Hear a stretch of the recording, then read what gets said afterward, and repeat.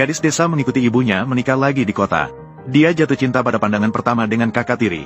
Pada hari perayaan kedewasaan gadis itu, kakak secara sukarela memberikan ciuman.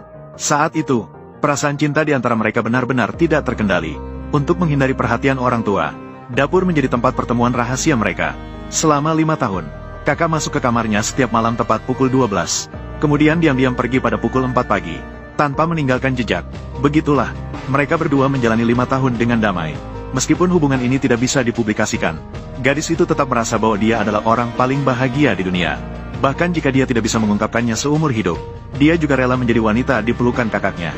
Sampai suatu hari, dia secara tidak sengaja mendengar kakaknya berbicara dalam bahasa Prancis dengan temannya. "Kamu tidak akan benar-benar jatuh cinta. Kamu pasti anak tiri ibumu, kan? Bukankah awalnya hanya bilang main-main saja? Bukankah seharusnya setelah selesai, langsung putus? Kenapa belum putus?" "Iya, benar. Kamu dulu bersama dia.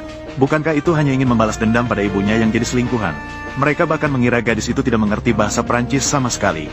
Tanpa mereka ketahui, gadis itu sudah mahir berbahasa Prancis. Dia mendengarnya dengan jelas.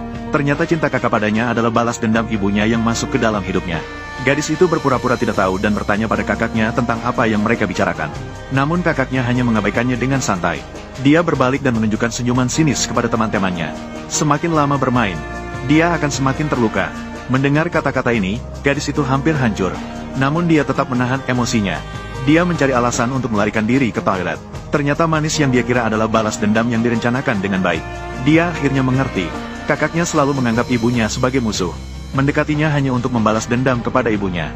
Gadis yang hatinya hancur kembali ke rumah. Dia langsung menyetujui rencana ibunya. 10 hari kemudian, dia akan pergi ke luar negeri untuk belajar. Ibunya sangat senang dan berpikir, putrinya akhirnya melepaskan pacar misterius itu. Dia juga menyebutkan pertunangan masa kecilnya. Pasangannya juga berada di luar negeri. Setibanya di sana, mereka bisa saling menghubungi kapan saja jika ada sesuatu. Gadis itu mendengarnya dan sama sekali tidak menunjukkan penolakan. Pacar? Pacar apa? Gadis itu bingung tentang bagaimana cara Gaubie kepada kakaknya. Malam itu, dia muncul seperti biasa, meminta ciuman dari gadis itu. Namun kali ini, gadis itu menolak dengan dingin. Bahkan dia beralasan tidak nyaman karena sedang haid. Pria itu tahu gadis itu sedang berbohong. Namun dia tetap memanjakannya dengan memeluknya dan tertidur dengan tenang. Gadis itu menatap wajah yang pernah membuatnya terpesona. Air mata mengalir tanpa suara. Takut dia akan mengganggu dirinya karena membalas dendam pada ibunya.